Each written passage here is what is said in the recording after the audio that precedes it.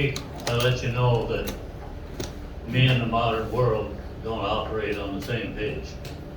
So I thought I'd tell you a little story tonight that evolved into a song, and then the Paul Harvey after the story, help you understand my side of the page, if you want to understand it.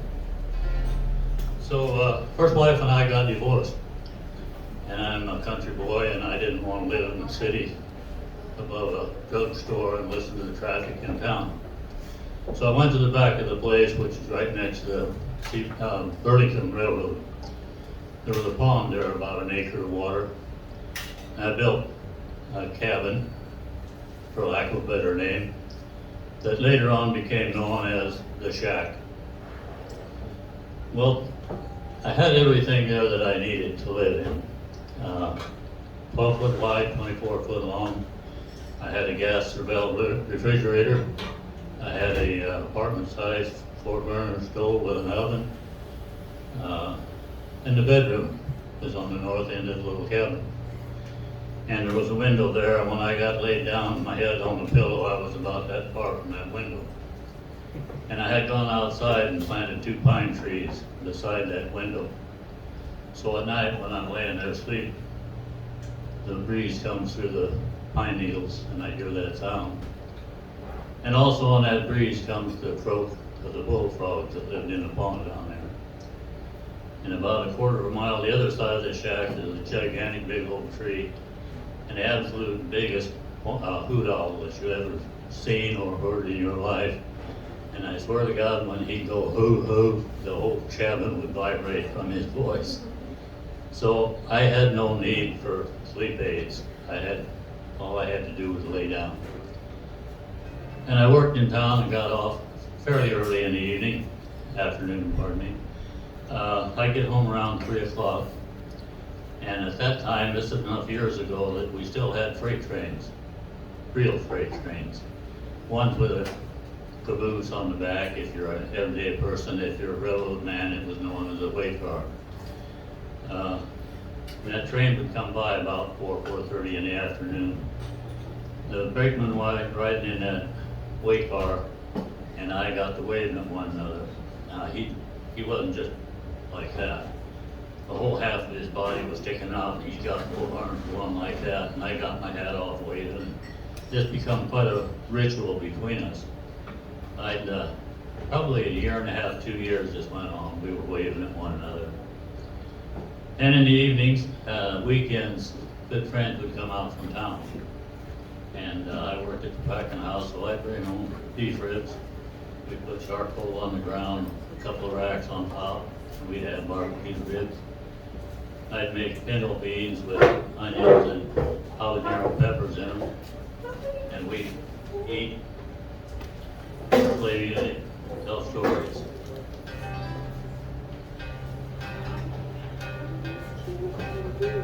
That little old shack by the railroad track, where the living was just so fine.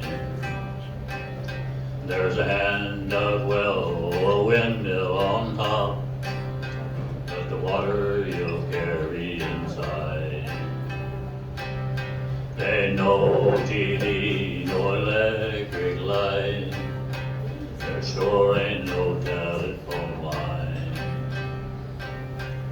And just inside there's a little wood stove, keeps you warm and cozy at night. There's a pond out front where the geese fly by, the bullfrogs they croak in the night. Well, the train whistle blows and the B&N rolls, hauling freight on down the line. At the end of the train, there's a smile and a wave from Dan the way car man.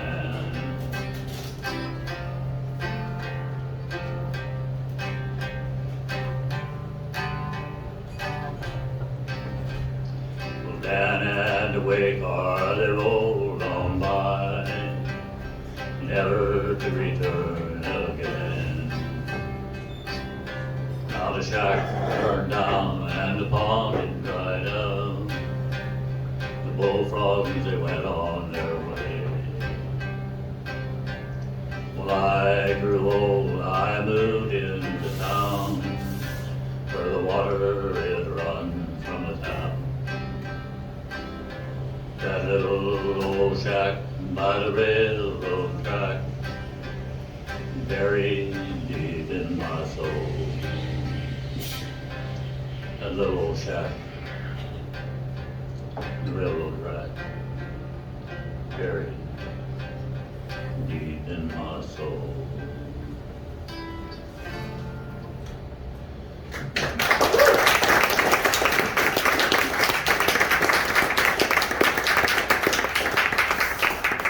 So the part the rest of the story is, gal I was going with invited me to a family picnic. And I didn't know many of the people there, but I had met her sister-in-law. And we're at the picnic, and sister-in-law says, Jim, come here, I want you to meet my brother. Danny, come here, I want you to meet Jim. Danny turns around and I looks at Danny and we both just come unglued. Danny was the man riding in the way car. We've been waving at one another for a year and a half or 2 years. Danny got so excited he actually was down on his hands and knees pounding on the floor, on the grass. I don't know anything about computers or the telephones that have got an answer for everything in the whole wide world, but I can't imagine how many buttons you'd have to push in order to create that kind of emotion in Danny. He and I became very good friends. He had a little cabin cruiser that was just right for the Missouri and the Mississippi River. I got to work on that for him a few times. And Danny's gone now. He went the other way with a heart attack. But I'll always remember him waving out of that weight car going by. That's my world. You all have your world.